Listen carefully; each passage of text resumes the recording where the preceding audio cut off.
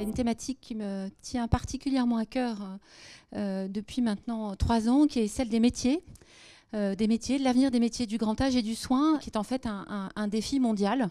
Et je pense que nous tous, acteurs d'une manière ou d'une autre du système de santé, nous avons à nous intéresser à ce sujet, à le prendre en main, et on sera tout à fait capable de faire connaître nos métiers. Et c'est comme ça qu'on aura la meilleure des réponses à nos défis. Je crois qu'il faut rappeler que ces métiers-là, qui ne sont pas toujours des métiers hyper qualifiés au départ, demandent une première qualification, qui est tout simplement une qualification humaine, une qualification de cœur. Donc c'est aussi tout ce travail-là de comment on valorise cette notion de bienveillance. Depuis 2017, et c'est là où c'est important, c'est que maintenant la gériatrie est une spécialité à part entière, comme la cardiologie, la gastro-entérologie, la médecine générale. On a été confronté à un problème qui est un problème d'attractivité, c'est-à-dire finalement pour ces étudiants en médecine, comment on se projette vers ces métiers du sujet âgé. On a essayé de casser un peu les différents clichés qui pouvaient coller à notre spécialité pour rendre cette spécialité attractive. Et c'est important de valoriser ça, de montrer que non, ce médecin-là va faire une médecine à la fois extrêmement technique, c'est-à-dire qu'il va pouvoir prendre en charge le patient dans sa globalité et en s'adaptant au patient, ce qui va lui permettre d'avoir la meilleure qualité de vie derrière. La Croix-Rouge, c'est une marque extrêmement importante. Est-ce que vous avez justement cette problématique de recrutement? Eh bien, j'ai un scoop, oui.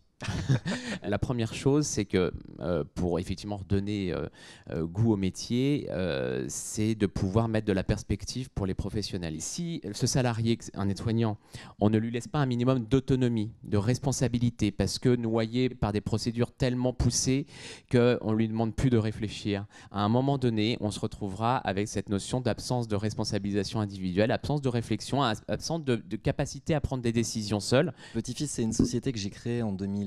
On s'est dit qu'il y avait de la place pour proposer une offre très professionnelle pour les personnes dépendantes, pour les aider à rester chez elles dans de bonnes conditions. Comme dans tous les métiers, si vous voulez avoir du personnel compétent et le fidéliser, il leur faut des bonnes conditions de travail.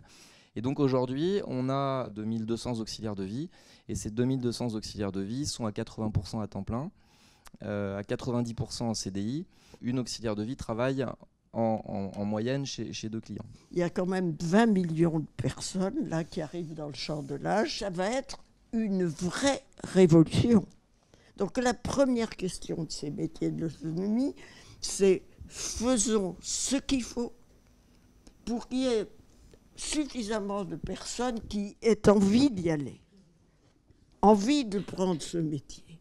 Il faut des évolutions de carrière. Et en particulier, faire éclater la barrière soignant-pas soignant. C'est les mêmes métiers.